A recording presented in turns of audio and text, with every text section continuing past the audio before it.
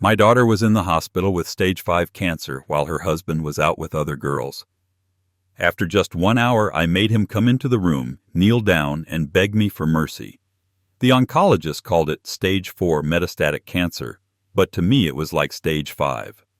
I sat by Elena's bed with cold coffee in a thermos, listening to the pump drip and counting the seconds between her breaths, like a man waiting. Her husband Nick promised to take the night shift. At noon he played his part well, kissed her on the forehead, squeezed my shoulder, told me to go home and rest. I am 68 years old. Rest is a soft word for sitting alone with your memories. I told him I would stay until he returned. At 9:14 my phone buzzed. A text from Elena's friend Tori. Saw Nick outside with 2 girls, laughing, getting into an Uber, not heading to the hospital. You okay? She sent a photo, grainy but good enough. Nick in that leather jacket he thinks makes him look young, arm draped behind a brunette who wasn't his wife. The neon from a sports bar spilled across their faces like melted candy. I stared at the screen until my old eyes refocused. The infusion pump clicked again. Elena stirred. Her voice was paper. "Daddy?"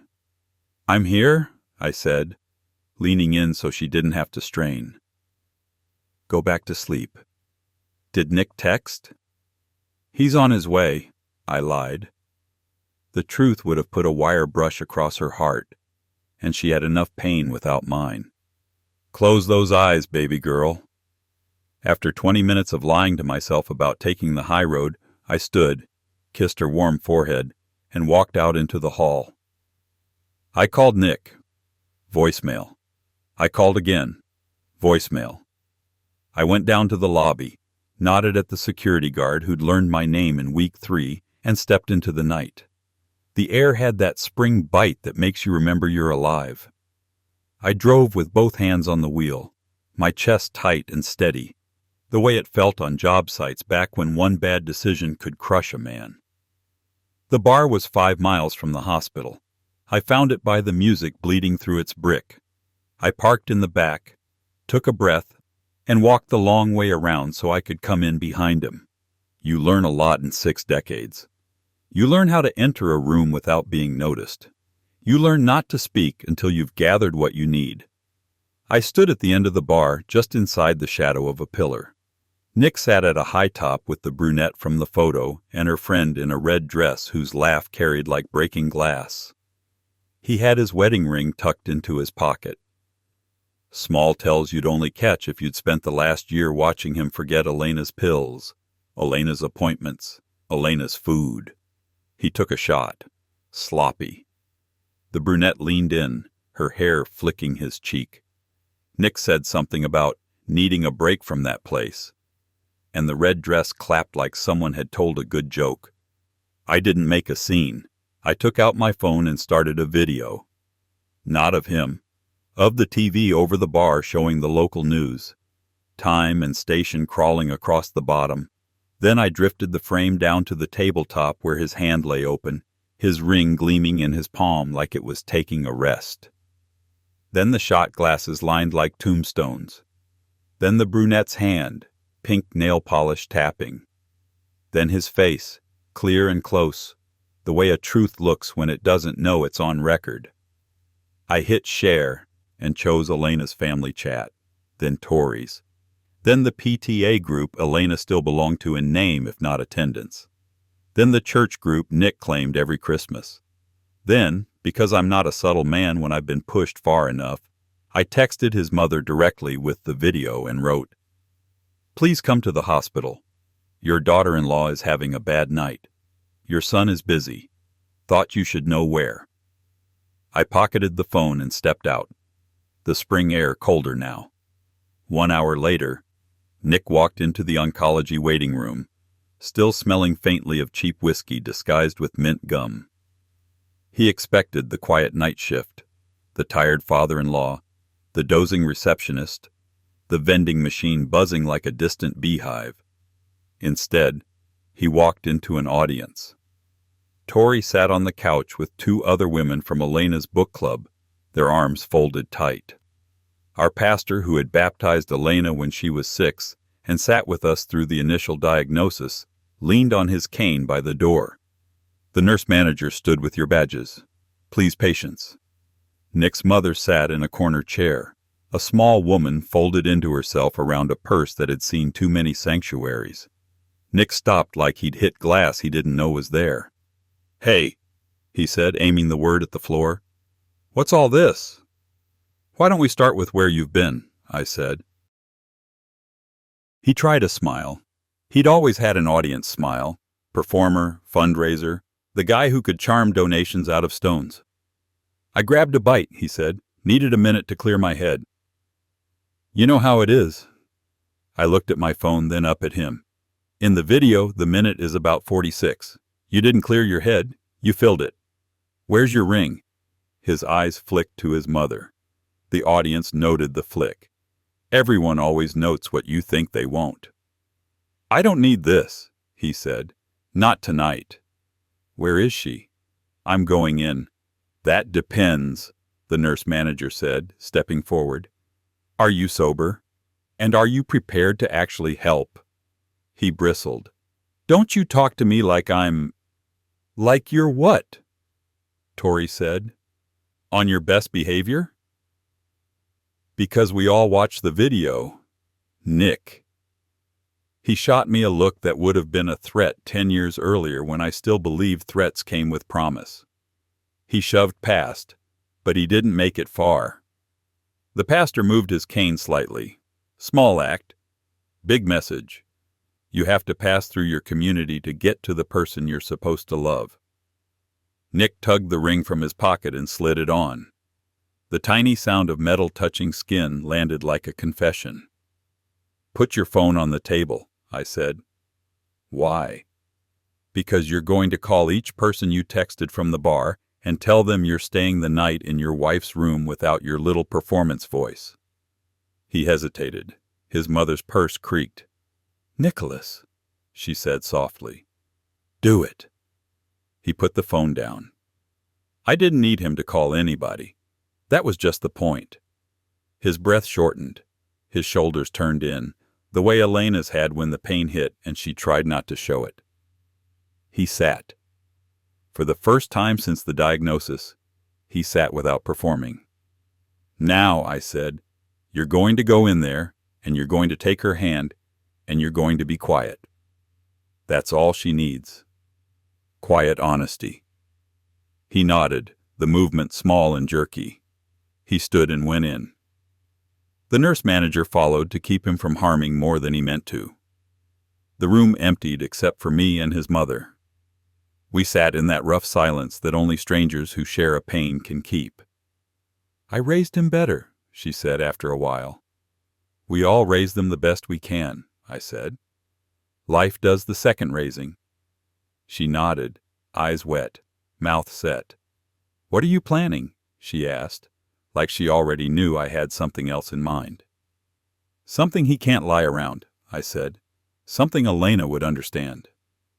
2 days later, our family and friends planned a prayer vigil in the hospital chapel. I asked the hospital if we could use the multi-purpose room down the hall instead. More chairs, better light, a projector the grief counselors used for slideshows of memories. I called it a vigil. That's what it was for Elena. A circle of hands and voices to keep the dark from swallowing her name. But for Nick, it was a stage, and I had better lighting.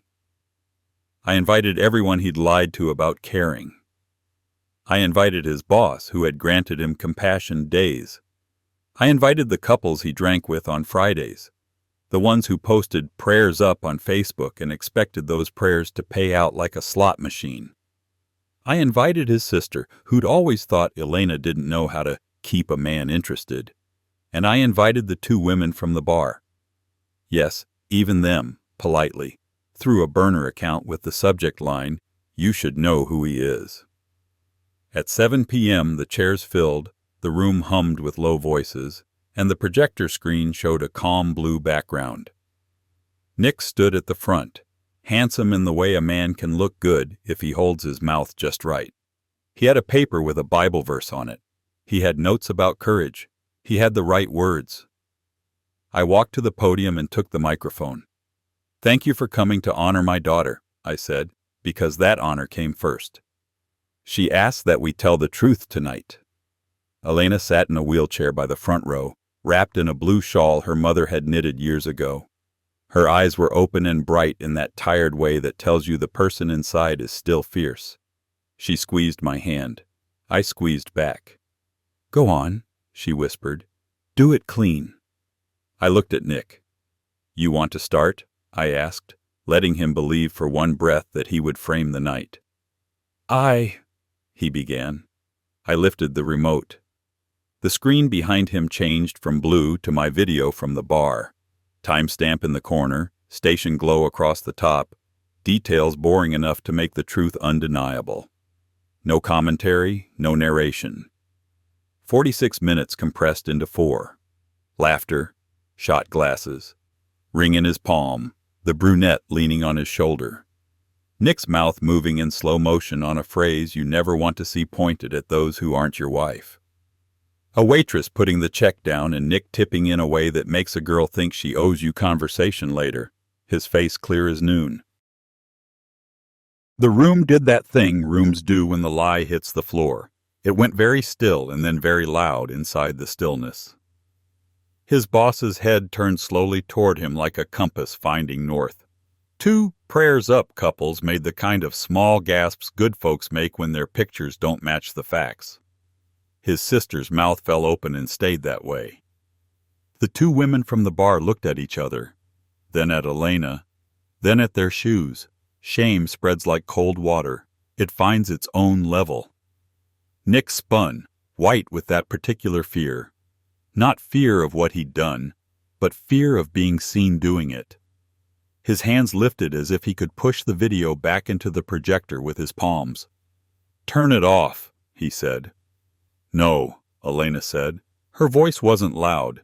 It didn't have to be. People lean toward a voice that knows exactly how much air it has left. "Keep it on," she said, looking at me. "Please." I kept it on until the last 5 seconds, the part where he slid the ring back into his pocket while telling the brunette he was trapped. I paused there and let the frame hold. Nick talked fast then, the way he talks when he's sure words are ropes he can climb. "It's out of context," he said. "That was before I came back to the hospital." I was upset. You all know what stress does. I needed, I said, "to practice widowhood early?" He glared. "You think you're better than me, old man?" The room flinched. Old man has a different weight when it comes from a boy whose heart is still borrowing courage it didn't earn. "No," I said. "I think I'm older than your excuses." The room moved, not with sound, but with decision. You can feel a room decide. It's like gravity settling where it belongs. "Stop," Elena said. "Nick." He turned to her. The projector light washed his face in blue. He'd always looked good in blue. That night it made him look seasick. "I asked for a husband," she said. "I have a hospice volunteer with your face." He tried to step toward her. The wheelchair footrests made a small clink as she tucked her legs back. "No," she said. "Stay there." The nurse standing behind her put a hand on the wheelchair handles, not to move it, but to hold the ground. The pastor bowed his head, not pretending children's prayers could fix adult choices, but because some moments are better witnessed in humility. "I'm not angry like a TV show," Elena said. "I'm tired. Tired of you taking up the air in every room. Tired of your little speeches. Tired of your texts that say, 'Be there in 5' while you're pouring shots for 2 girls who will forget your name by morning." She took a breath. It shuddered and steadied. "I told Dad I wanted one public truth before I go." "This is it," Nick's eyes shone. He finally had tears now that mirrors lined the walls. "Do you remember the night after my second round?" she asked. "I asked you to read me the old poems from Mrs. Hart's class, the ones you pretended to hate in high school. You said, 'I'm not good at reading out loud.' You put your phone on your chest and fell asleep while I stared at the ceiling thinking about how I could be the wife to a man who was asleep inside his own life. Do you remember?" He swallowed. I said, "Do you remember?" He nodded. "Good," she said. "Then you'll also remember this. I'm done covering for you. I'm done telling the nurses you got stuck in traffic. I'm done pretending the GoFundMe you set up is for expenses and not for your weekend tabs." The room rippled. His boss sat forward. "What?" Nick's head snapped toward me. "She's lying," he said, voice rising. "She's delirious." I pressed another button. A screenshot filled the screen. The GoFundMe withdrawals rolling out to restaurants and ride shares and Eventbrite VIP access, each line dated, each one a small theft heavy as a hammer. "I'm not a lawyer," I said quietly. "I don't need to be." I kept the receipts. Her friend Tori kept the receipts. The payment processor kept the receipts. I slid a small folder onto the table in front of his boss. "You'll do what you'll do with this later. Tonight isn't about court. It's about crowd." I turned back to Elena. "Anything else?" "Yes," she said. She lifted her hand and I took it. Thin, dry, strong in a way you can't see unless you love the person holding you back from being cruel. I want to be carried through the end by people who will keep it quiet and honest. Nick took a step like a man stepping off a curb into traffic he didn't check. "Babe, we can fix this," he said. She closed her eyes for a moment that felt like a prayer, and then opened them. "Nick, you make everything about you," she said. "I won't let you make my dying about your redemption arc." He flinched at redemption arc the way a boy flinches when his father uses his middle name.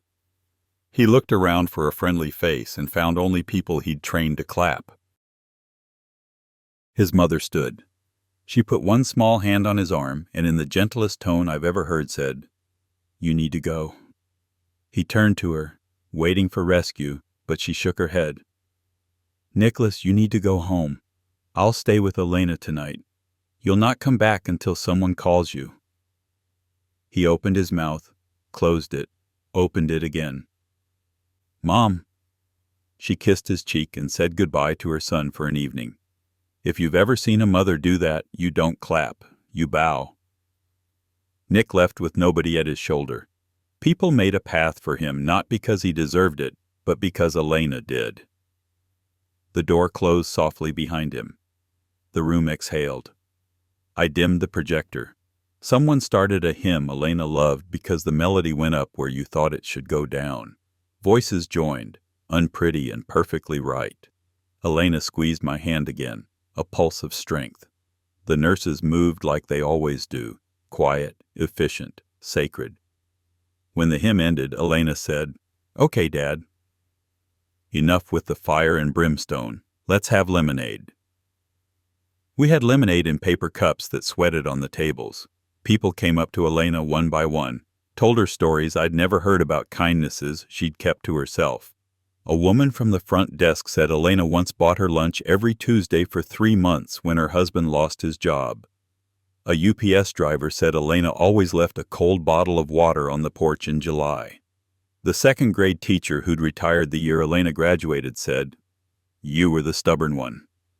I liked that about you. The 2 women from the bar made their way to her last. The brunette had tears running lines through her makeup. "I didn't know," she said, voice small. "I swear, he said—" "I know what he said," Elena replied. "He's good at saying."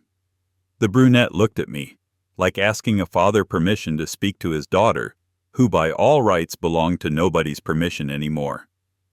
"May I hug you?" she asked. Elena nodded. The hug was awkward because the wheelchair was in the way. Afterward, they laughed the way you laugh in a hospital when you've had enough of crying. Before they left, the brunette said, "We won't see him again. Not because of you, because once you see a thing, you can't unsee it." "Thank you." "Take care of yourself," Elena said. The brunette nodded and left lighter than she came in. That's a quiet revenge all its own. Nick's public face crumbled over the next week in the way public faces do. Not all at once, but at the edges. His boss suspended him pending an internal review.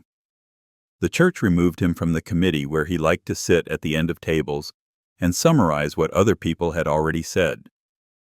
Friends who looked to him for Friday night momentum found the wind taken out of their sails. It wasn't a trial. It wasn't a scandal the papers would care about. It was small-town justice. When the lights go up, you go home. We didn't keep him from visiting, not legally, not officially.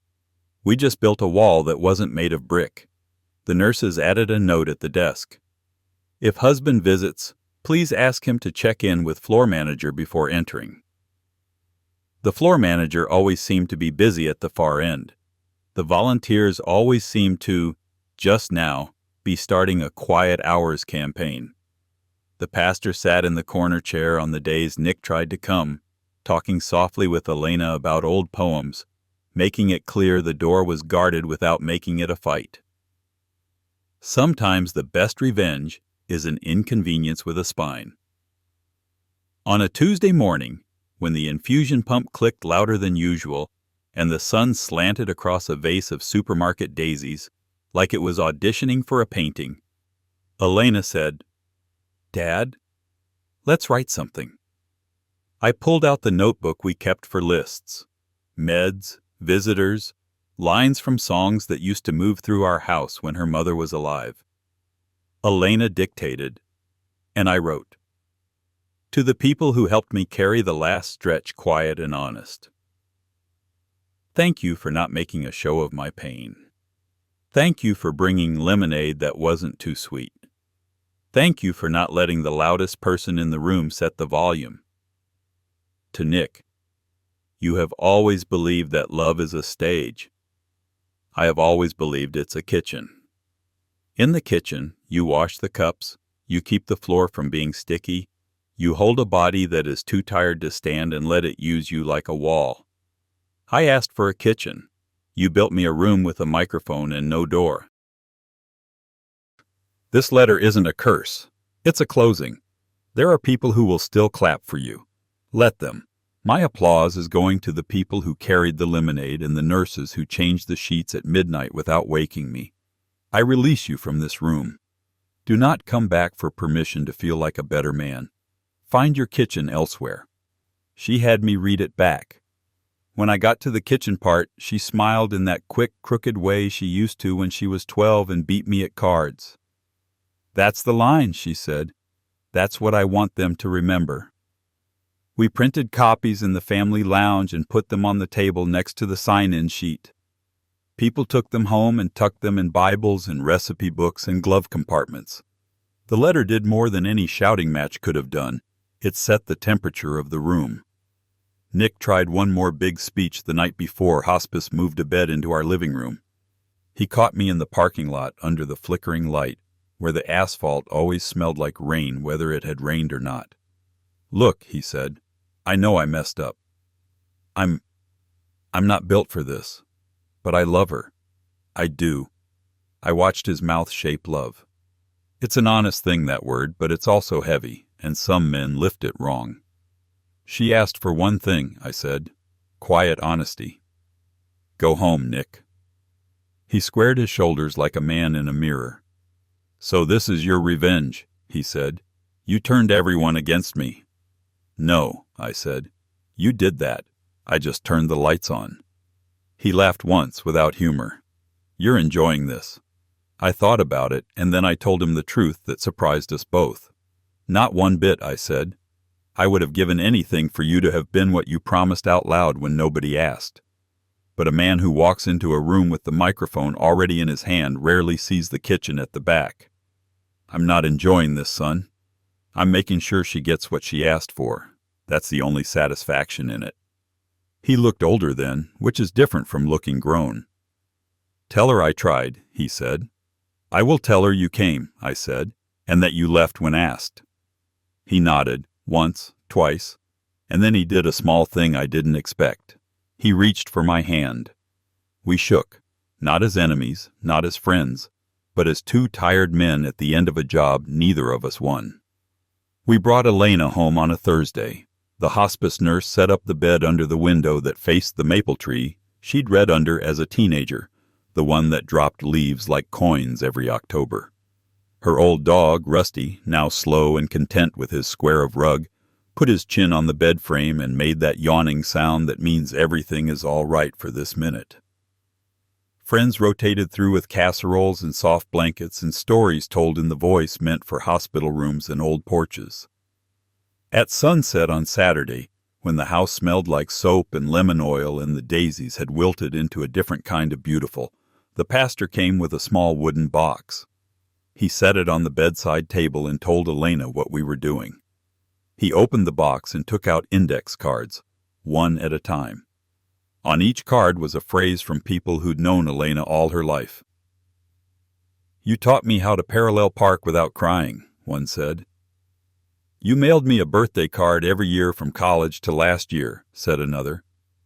"You made the best potato salad at church picnics and never took credit." We read them to her. She closed her eyes and smiled, the muscles in her cheeks remembering birthdays and potato salad. When the last card was done, she said, "Okay." That's enough applause. We laughed with our mouths closed. The nurse whispered from the doorway, "If you have anything you need to say it now." We said it, quietly, honestly. Elena's last breath came at 2:11 a.m., smooth as a page turning. We didn't call Nick at 2:12. We called him at 8 o'clock, after the nurse had made the bed beautiful and the sun had found the maple leaves. He answered on the second ring. "She's gone," I said. He said a small sound. "When?" "Early," I said. "We're gathering at the house at noon. Come if you can sit with people who loved her." He came. He wore a plain shirt. He sat in the back with his mother. He didn't try to stand up and speak. He kept his hands in his lap. Every now and then he looked at the kitchen. After people went home and the house returned to that holy quiet that follows work well done, I made 2 sandwiches and poured lemonade that wasn't too sweet. I stood in the doorway between the living room and the kitchen and thought about the rooms we ask for and the rooms we build. The letter Elena wrote ended up framed on the mantel. People who visit stop and read it. Men my age tilt their heads after the kitchen line and say, "That's it." Sometimes they say nothing, but you can tell they've been handed a tool. People ask me sometimes if I got the revenge I wanted. I tell them revenge is just a word for finally telling the truth in front of people who prefer the show. What I wanted was for Elena to have one evening where the microphone was quiet and the kitchen was full. We got that. We kept it. And the man who treated love like a stage learned what it feels like when an audience stands without clapping and simply walks away. That's a humiliation he'll taste at every Friday bar for the rest of his life. A room that won't pretend. I sleep now with the window cracked so I can hear the maple leaves talk to each other. When I wake, I make my coffee and put out a second cup I do not fill, a habit I'm not ready to break. I open the letter and run my finger under one line like I'm studying for a test I finally understand. In the kitchen, you wash the cups. You let a tired body use you like a wall. Some mornings, I send the video from the bar to trash and then pull it back out again. Not because I need to see it, but because I don't ever want to forget the shape of the thing I turned off. Then I step into the kitchen, rinse 2 glasses, squeeze lemons too tart, add water, and make sure the lemonade is right, quiet, honest, enough. Honest. My grandpa's words really happened. I believe him. If you want more true tales stories like this, hit subscribe.